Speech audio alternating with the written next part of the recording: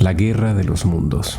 Es un clásico tanto de la ciencia ficción como de la literatura universal. Pocos libros como este plasman con tal nitidez e inteligencia la condición humana en sus más crudos aspectos. A lo largo de la poderosa escritura de Wells vemos cómo los marcianos que arriban a la Tierra con la intención de conquistar y sojuzgar a sus habitantes son retratados con los rasgos más característicos de sus protagonistas, los humanos. Todo el horror que es infligido a los terrícolas por unos seres repugnantes, pero más inteligentes y poseedores de una civilización superior, no es sino el horror que los humanos ocasionan al resto de las especies que comparten su estadía en la Tierra. De alguna forma, los marcianos representan el rostro que se trata de ocultar de la propia humanidad. Por eso, La Guerra de los Mundos, junto con 1984 de Orwell, escritores que por cierto eran contemporáneos,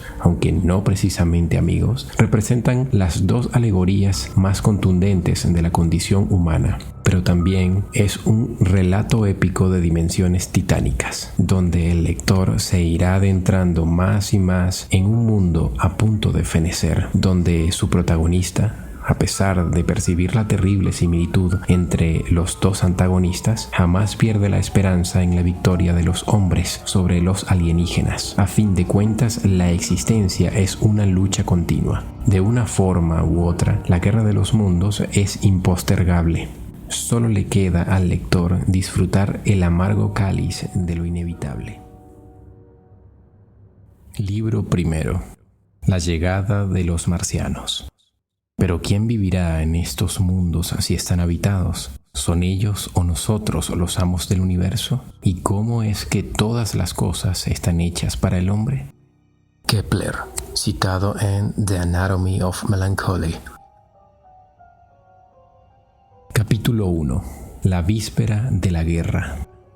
Nadie hubiera pensado en los últimos años del siglo XIX que este mundo era observado cercana y rigurosamente por seres más inteligentes que el hombre, aunque tan mortales como él, que mientras los hombres estaban ocupados en sus diversos asuntos, eran observados y examinados, quizá tan detalladamente como alguien que estudia con un microscopio a las criaturas que pasan, se aglomeran y se multiplican en una gota de agua. Con infinita complacencia, los hombres iban y venían por todo el globo terráqueo, ocupándose de sus pequeños problemas, confiando en la seguridad de su imperio sobre la materia. Es posible que los infusorios debajo del microscopio hagan lo mismo. Nadie había pensado en los viejos mundos del espacio como fuentes de peligro para la humanidad, o si alguien lo hizo, fue tan solo para considerar cualquier forma de vida en ellos como imposible o improbable. Resulta curioso recordar algunas de las ideas comunes de aquellos días.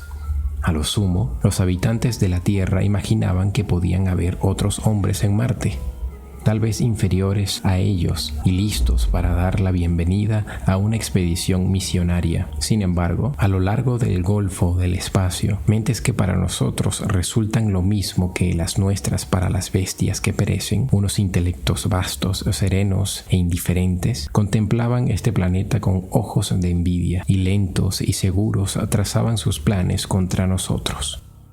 A comienzos del siglo XX llegó la gran desilusión. El planeta Marte, apenas necesitaría recordarle al lector, gira alrededor del Sol a una distancia promedio de 220 millones de kilómetros, y la luz y energía que recibe del mismo es casi la mitad de la que llega a este planeta. Debe ser un planeta más viejo que el nuestro, si la hipótesis nebular tiene algo de cierta, y la vida en su superficie debió comenzar mucho antes de que nuestro planeta terminara de formarse. El hecho de tener casi una séptima parte del volumen de la Tierra debió acelerar el enfriamiento a la temperatura donde se origina la vida. Tiene aire, agua y todo lo necesario para sustentar existencia animada.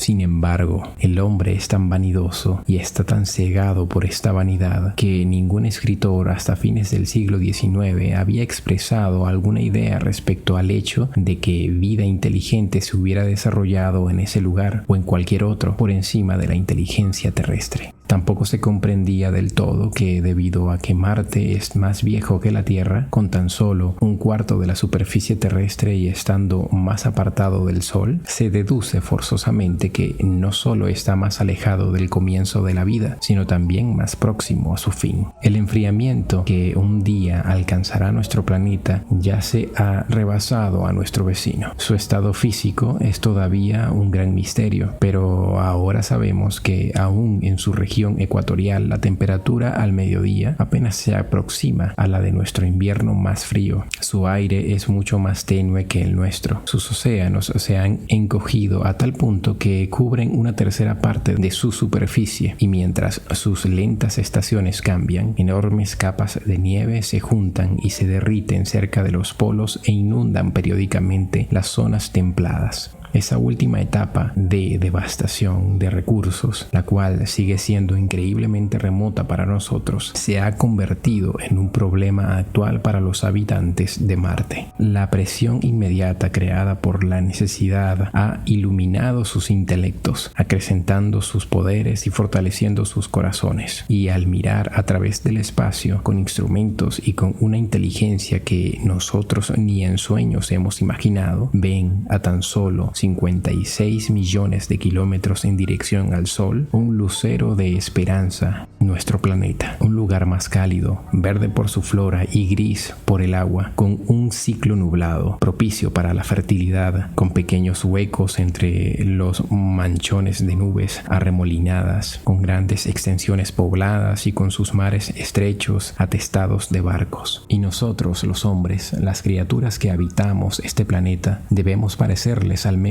tan extraños e insignificantes como lo son los monos y los lémures para nosotros. La parte intelectual del ser humano ya es capaz de admitir que la vida es una lucha incesante por la existencia, y parecería que los habitantes de Marte creen lo mismo. Su mundo está muriendo por el enfriamiento y el nuestro sigue lleno de vida, pero poblado únicamente por lo que ellos consideran animales inferiores. Hacer una guerra cerca del Sol es sin duda la única salida ante la destrucción que se apodera de ellos sin remedio, generación tras generación. Antes de juzgarlos duramente, debemos recordar la destrucción cruel y absoluta que nuestra especie ha provocado no solamente entre los animales como el ya desaparecido bisonte o el pájaro dodo, sino también sobre sus razas inferiores. Los tasmanios, a pesar de su amabilidad característica, fueron completamente eliminados en una guerra de exterminio financiada por inmigrantes europeos en un lapso de 50 años. Somos nosotros los apóstoles misericordiosos adecuados para quejarse de que los marcianos luchen con el mismo espíritu.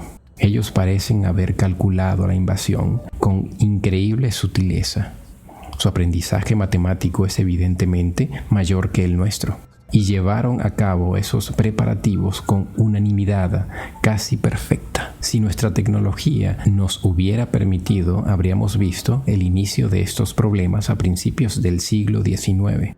Hombres como Schiaparelli observaban el planeta rojo. Es curioso, por cierto, que durante tantos siglos Marte haya sido considerado la estrella de la guerra, pero fallaron al momento de interpretar las apariciones fluctuantes de las marcas que los marcianos supieron trazar tan bien.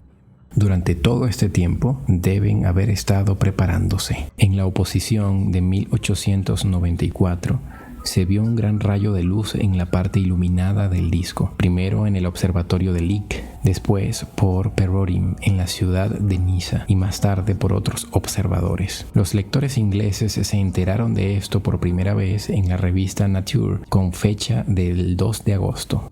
Me inclino a pensar que este destello pudo haber sido una prueba de la enorme arma desde el gran cráter hundido en su planeta del que nos dispararon sus proyectiles. Durante las siguientes dos oposiciones pudieron verse unas marcas muy extrañas cerca de ese lugar, para las cuales todavía no hay una explicación.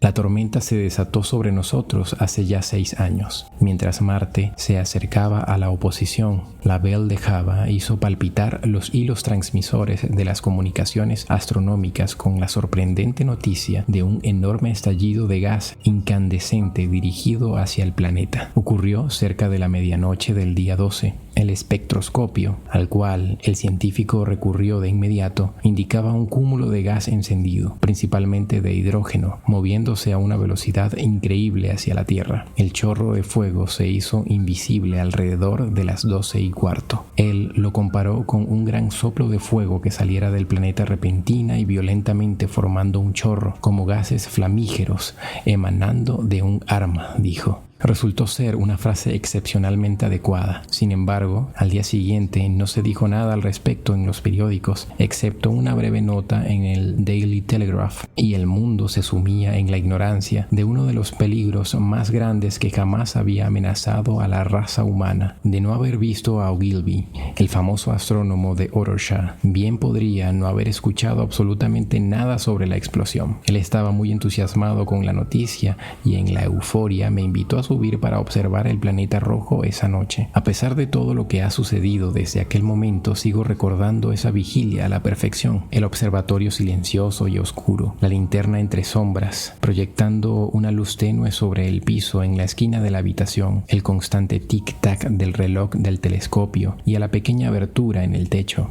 Una depresión rectangular con el polvo de las estrellas dibujado a lo largo. Ogilvy caminaba de un lado a otro, invisible pero audible. Al mirar por el telescopio se podía apreciar un círculo azul oscuro y el planeta pequeño, redondo, nadando en el campo visual. Era un objeto muy pequeño, brillante y quieto, apenas marcado por unas rayas transversales y con la circunferencia un poco aplastada. Era tan pequeño, tan cálidamente plateado, una brillante cabeza de alfiler. Parecía temblar levemente, pero en realidad era la vibración del telescopio causada por el mecanismo de relojería que mantenía el planeta a la vista. Mientras lo observaba, parecía que se agrandaba y encogía, que avanzaba y retrocedía, pero era solo mi vista cansada. Estaba situado a 64 millones de kilómetros de nosotros, más de 64 millones de kilómetros de espacio. Pocas personas se dan cuenta de la inmensidad del vacío en la que nada el polvo de la masa universal. Recuerdo que cerca del campo visual había 3 tenues puntos de luz, 3 estrellas telescópicas infinitamente remotas, y a su alrededor solo estaba la inconmensurable oscuridad del vacío espacial. Seguramente el lector ha visto cómo es esa oscuridad en una noche helada llena de estrellas. En un telescopio todo parece aún más profundo. No podía distinguir el objeto que nos había arrojado desde Marte, e invisible para mí, porque era demasiado remota y pequeña, volando con rapidez y sin cesar hacia mí a través de aquella increíble distancia, acercándose miles de kilómetros cada minuto. Venía la cosa que nos enviaban, la cosa que traería tantas luchas, calamidad y muerte a la Tierra. Nunca pensé en algo así mientras miraba por el telescopio. Nadie en la Tierra había imaginado que tal proyectil infalible fuera posible. Durante esa noche hubo un segundo disparo de gas desde el planeta distante. Yo lo vi. Era un destello rojizo en los bordes y con una ligerísima proyección de los contornos justo cuando el cronómetro marcó la medianoche. Y fue entonces cuando le dije a Ogilvy que tomara mi lugar. La noche era cálida. Tenía sed y me fui, estirando las piernas con torpeza mientras caminaba por la oscuridad hacia la mesita donde se encontraba el sifón. Mientras tanto, Ogilvy señalaba con miedo la línea de gas que se dirigía hacia nosotros. Esa misma noche, otro proyectil invisible comenzaba su curso desde Marte hacia la Tierra con tan solo unos segundos de diferencia, 24 horas después del primero. Recuerdo que estaba sentado a la mesa, ahí en la oscuridad, mirando las manchas verdes y rojas que nadaban frente a mis ojos. Deseaba fumar un cigarrillo sin la menor idea de lo que significaba aquel diminuto destello que acababa de ver, ni de todo lo que conllevaría.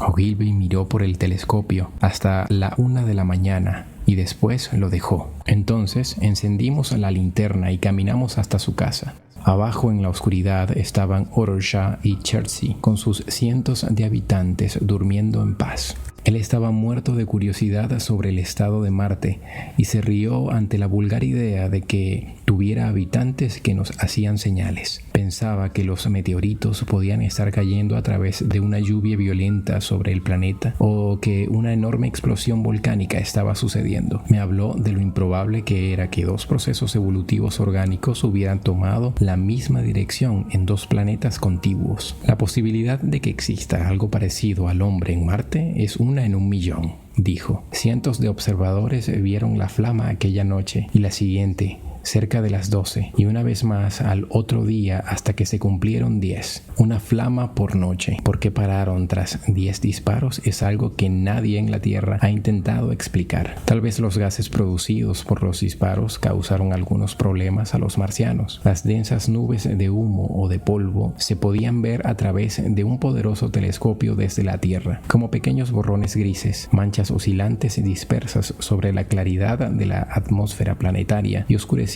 sus rasgos más familiares. Finalmente, los periódicos también hicieron caso al problema y por todos lados aparecieron pequeñas notas acerca de los volcanes en Marte. Recuerdo que el periódico humorístico Punch aprovechó la noticia para hacer una caricatura política. En medio de una total ignorancia, los proyectiles disparados por los marcianos se acercaban a la Tierra, dirigiéndose con rapidez a una velocidad de muchos kilómetros por segundo a través del Golfo espacial. Hora tras hora, día tras día, cada vez más cerca. Ahora me parece increíblemente maravilloso que con un destino tan inesperado acechándonos, las personas pudieran continuar preocupadas por insignificancias. Recuerdo lo feliz que estaba Markham de haber conseguido una nueva fotografía del planeta para el periódico ilustrado que editaba en aquellos días. La gente de estos tiempos posteriores apenas puede darse cuenta del impulso y el alcance que tenían nuestros periódicos en el siglo XIX. En lo que a mí concierne, estaba demasiado ocupado aprendiendo a andar en bicicleta y atareado con una serie de escritos donde se discutía el posible desarrollo de las ideas morales mientras la civilización iba en progreso. Una noche, en aquel momento el primer proyectil estaba a una distancia aproximada de 16 millones de kilómetros. Salí con mi mujer a dar un paseo. Estábamos a la luz de las estrellas y yo le expliqué los signos zodiacales y señalé Marte. Un punto de luz brillante se arrastraba hacia el cenit en la misma dirección donde apuntaban tantos telescopios. Hacía mucho calor. De regreso a casa, un grupo de excursionistas de Chertsey o Iceworth pasaron a nuestro lado cantando y tocando música. Las ventanas de las casas se iluminaban en los pisos superiores a medida que la gente se preparaba para dormir. En la estación se escuchaba el ruido de los trenes a lo lejos. Cambiaban de vía, silbaban